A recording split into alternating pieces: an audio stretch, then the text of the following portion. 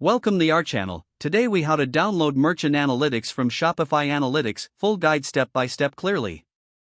To begin, log into your Shopify admin panel. Once logged in, navigate to the Analytics section from the left-hand menu. Click on Reports to access the available analytics reports.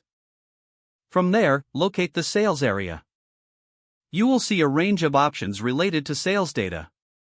Look for the option labeled Merchant Analytics. Click on Merchant Analytics to view detailed insights. Now, you will see various metrics related to your store's performance. To download the data, look for the Export button, usually found in the top right corner. Click on the Export button to reveal download options. You can choose to export as a CSV file or another format of your preference. Select your desired format. After selecting the format, click on Export.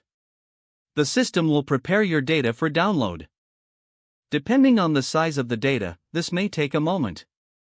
Once ready, a download link will appear. Click on the link to save the file to your computer. Open the downloaded file using your preferred spreadsheet software. Now, you can analyze the data offline. Remember to save the document in your desired location for future reference. And that's how you download Merchant Analytics from Shopify Analytics. If the page does not load, refresh the browser or try again in a private or incognito window. Make sure you are using the correct email address, then retype it carefully to avoid small typos. If your password is not accepted, use the reset option and create a new strong password you can remember. Check your spam folder for verification or security emails, then complete any requested confirmation steps. Enable two-factor authentication if available to improve account security and reduce unauthorized access risk. After signing in, review your profile details so your contact information and settings are accurate and current. If you see an error message, note it down and try again after restarting your device and internet connection.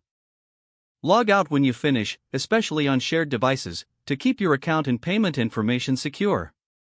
If the page does not load, refresh the browser or try again in a private or incognito window. Don't forget to like this video and subscribe to our channel for more step-by-step tech guides.